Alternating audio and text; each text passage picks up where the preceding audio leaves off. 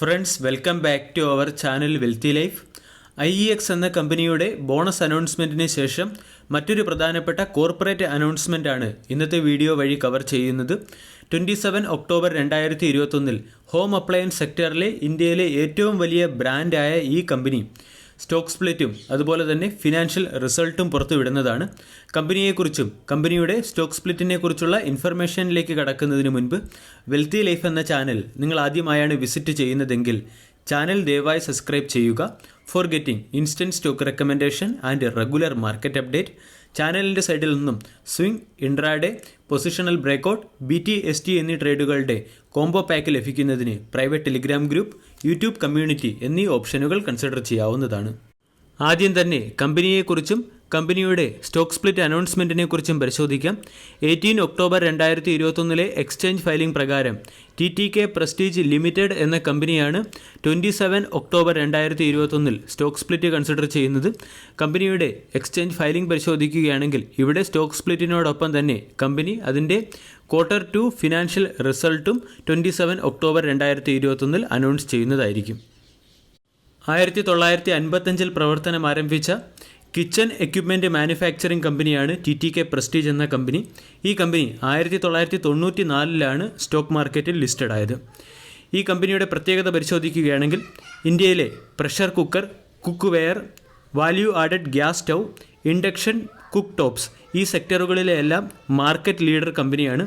അതോടൊപ്പം തന്നെ കമ്പനിയുടെ റവന്യൂ പരിശോധിക്കുകയാണെങ്കിൽ 98% റവന്യൂവും ഡൊമസ്റ്റിക് മാർക്കറ്റിൽ നിന്നാണ് ജനറേറ്റ് ചെയ്യുന്നത്.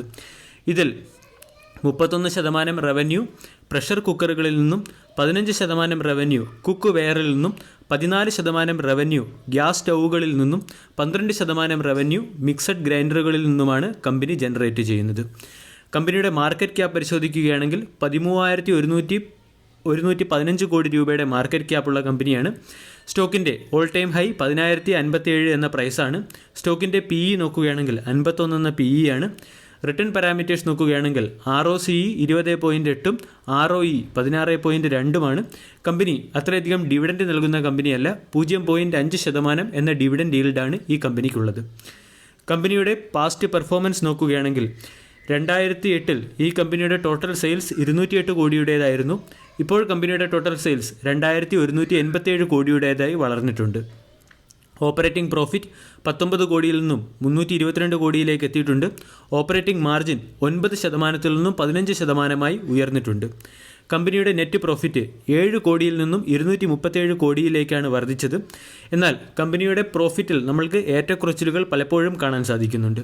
2018 ഈ കമ്പനി 263 കോടി രൂപയുടെ പ്രോഫിറ്റ് ആയിരുന്നു ഉണ്ടാക്കിയത്.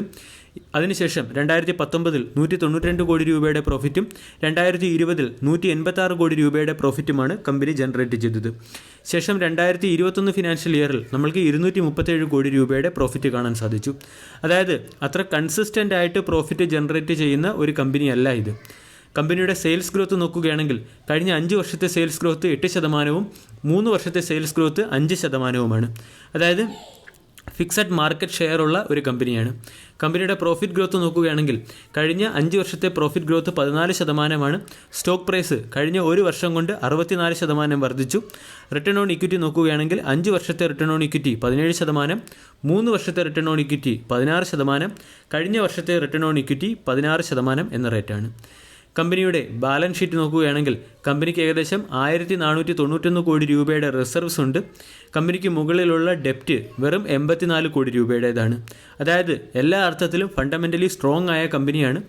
ഷെയർ ഹോൾഡിംഗ് പാറ്റേൺ പരിശോധിക്കുകയാണെങ്കിൽ 70% ഷെയറുകൾ പ്രൊമോട്ടേഴ്സിൻ്റെ കയ്യിലാണ്. 9.94%, അതായത് 10% സ്റ്റേക്കുകൾ ഫോറിൻ ഇൻസ്റ്റിറ്റ്യൂഷണൽ ഇൻവെസ്റ്റേഴ്സിൻ്റെ കയ്യിലും 13% സ്റ്റേക്കുകൾ ഡൊമസ്റ്റിക് ഇൻസ്റ്റിറ്റ്യൂഷണൽ ഇൻവെസ്റ്റേഴ്സിൻ്റെ കയ്യിലുമാണ്.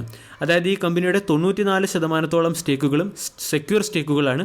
ഇവിടെ 24% ഇൻസ്റ്റിറ്റ്യൂഷണൽ ഇൻവെസ്റ്റേഴ്സിൻ്റെ കയ്യിലും 70% പ്രൊമോട്ടേഴ്സിൻ്റെ കയ്യിലുമാണ്. പബ്ലിക് സ്റ്റേക്ക് ഹോൾഡിംഗ് വെറും 6% പബ്ലിക് സ്റ്റേക്ക് ഹോൾഡിംഗ് മാത്രമേ ഈ കമ്പനിയിൽ കാണാൻ സാധിക്കുന്നുള്ളൂ. സ്റ്റോക്കിൻ്റെ ചാർട്ട് പാറ്റേണിലേക്ക് കടക്കാം. സ്റ്റോക്കിൻ്റെ ചാർട്ട് പാറ്റേൺ പരിശോധിച്ചാൽ കമ്പനിയുടെ സ്റ്റോക്ക് സ്പ്ലിറ്റുമായി ബന്ധപ്പെട്ട ന്യൂസ് വന്നപ്പോൾ ഈ സ്റ്റോക്കിൽ നമ്മൾക്കൊരു ഹെവി ഗ്യാപ്പ് അപ്പ് ഓപ്പണിംഗ് കാണാൻ സാധിച്ചു. ഗ്യാപ്പ് അപ്പ് ഓപ്പണിംഗിന് ശേഷം സ്റ്റോക്കിൽ ഫോം ചെയ്തിരിക്കുന്ന ക്യാൻഡിലുകളെല്ലാം പ്രോഫിറ്റ് ബുക്കിങ്ങിനെ ഇൻഡിക്കേറ്റ് ചെയ്യുന്ന ക്യാൻഡിലുകളാണ്. അതായത് ടെക്നിക്കലി ഈ സ്റ്റോക്ക് അതിൻ്റെ ഗ്യാപ്പ് ഫിൽ ചെയ്യുകയാണെന്ന് നമ്മൾക്ക് പറയാൻ സാധിക്കും. അതോടൊപ്പം തന്നെ സ്റ്റോക്കിൻ്റെ ട്രെൻഡ് നമ്മൾ പരിശോധിക്കുകയാണെങ്കിൽ, പ്രത്യേകിച്ചും വീക്ക്ലി ചാർട്ട് പാറ്റേൺ നോക്കുകയാണെങ്കിൽ സ്റ്റോക്കിൻ്റെ ട്രെൻഡിനെ കുറിച്ച് നമ്മൾക്ക് വ്യക്തമായൊരു ധാരണ കിട്ടും.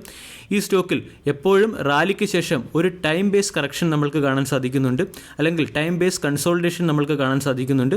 അതിനുശേഷം ബോക്സ് ടൈപ്പ് റീജിയനിൽ നിന്നും ഒരു ബ്രേക്കൗട്ട്, ഈ രീതിയിലുള്ള ഒരു ട്രെൻഡാണ് ഈ സ്റ്റോക്ക് ഫോളോ ചെയ്തു വരുന്നത്.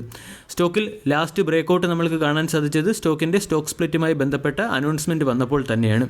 സ്റ്റോക്കിൻ്റെ മന്ത്ലി ചാർട്ട് പാറ്റേൺ നമ്മൾ പരിശോധിക്കുകയാണെങ്കിലും കണ്ടിന്യൂസ് ആയി അപ് ട്രെൻഡ് ഫോളോ ചെയ്യുന്ന ഒരു സ്റ്റോക്ക് തന്നെയാണ്.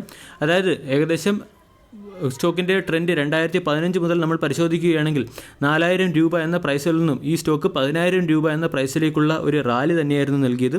ഈ റാലിയിൽ നമ്മൾക്ക് സഡൻ മൂവ്മെൻറ്റ് അല്ലെങ്കിൽ ഒരു ഫാസ്റ്റ് ഗ്രോത്ത് നമ്മൾക്ക് കാണാൻ സാധിക്കുകയില്ല. പകരം സ്റ്റോക്കിൽ ഒരു റാലിക്ക് ശേഷം കൺസോൾട്ടേഷൻ, അതിനുശേഷം വീണ്ടും ഒരു റാലി, ഈ രീതിയിലുള്ള ഒരു കണ്ടിന്യൂസ് അപ് ട്രെൻഡ് തന്നെയാണ് സ്റ്റോക്ക് ഫോളോ ചെയ്യുന്നത്.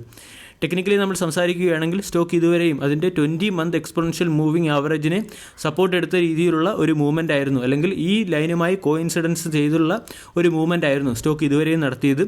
സ്റ്റോക്ക് മാർക്കറ്റിൽ പാൻഡമിക് കറക്ഷൻ വന്നതിന് ശേഷം നമ്മൾക്കും ഈ സ്റ്റോക്കിൽ വളരെ മികച്ച അപ് ട്രെൻഡ് റാലി കാണാൻ സാധിച്ചു. സ്റ്റോക്കിൽ കാണുന്ന ഒരു പ്രധാനപ്പെട്ട പ്രത്യേകത, ഈ സ്റ്റോക്കിൽ public stake holding year on ഇയറിൽ ഡിക്രീസ് ആവുകയും domestic institutional stake holding year on ഇയറിൽ വർദ്ധിക്കുകയും ചെയ്തു എന്നുള്ള ഫാക്റ്റാണ്. 2019 പബ്ലിക് സ്റ്റേക്ക് ഹോൾഡിംഗ് 10% ഉണ്ടായിരുന്നു. 2021 സെപ്റ്റംബർ ആയപ്പോൾ പബ്ലിക് സ്റ്റേക്ക് ഹോൾഡിംഗ് 6% കുറഞ്ഞു. അവിടെ ഡൊമസ്റ്റിക് ഇൻസ്റ്റിറ്റ്യൂഷണൽ സ്റ്റേക്ക് ഹോൾഡിംഗ് നോക്കുകയാണെങ്കിൽ 8% നിന്നും 13% വർദ്ധിച്ചത് കാണാൻ സാധിക്കും. അതായത് വളരെ ഹൈ ട്രെൻഡിൽ അല്ലെങ്കിൽ വളരെ മൾട്ടി ബാഗർ എന്ന് വിശേഷിപ്പിക്കുന്ന പല സ്റ്റോക്കുകളിലും നമ്മൾക്ക് കാണാൻ സാധിക്കുന്നത് പബ്ലിക് സ്റ്റേക്ക് ഹോൾഡിംഗ് വർദ്ധിച്ചു വരികയും ഇൻസ്റ്റിറ്റ്യൂഷണൽ സ്റ്റേക്ക് ഹോൾഡിംഗ് കുറഞ്ഞു വരികയും ചെയ്യുന്നതാണ്. പക്ഷേ ഈ സ്റ്റോക്കിൽ നമ്മൾക്ക് അതിന് ഓപ്പോസിറ്റ് ആയിട്ടുള്ള ഒരു ട്രെൻഡാണ് കാണാൻ സാധിക്കുന്നത്.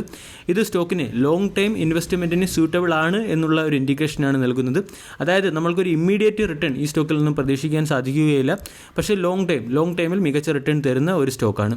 സ്റ്റോക്ക് സ്പ്ലിറ്റിന് ശേഷം ഉറപ്പായിട്ടും സ്റ്റോക്കിൽ ലിക്വിഡിറ്റി വരുമ്പോൾ നമ്മൾക്ക് ഈ സ്റ്റോക്കിൽ നിന്നും കൂടുതൽ മൂവ്മെൻറ്റ് പ്രതീക്ഷിക്കാവുന്നതുമാണ്. വീഡിയോ എല്ലാവർക്കും ഇഷ്ടമായി എന്ന് വിശ്വസിക്കുന്നു. താങ്ക്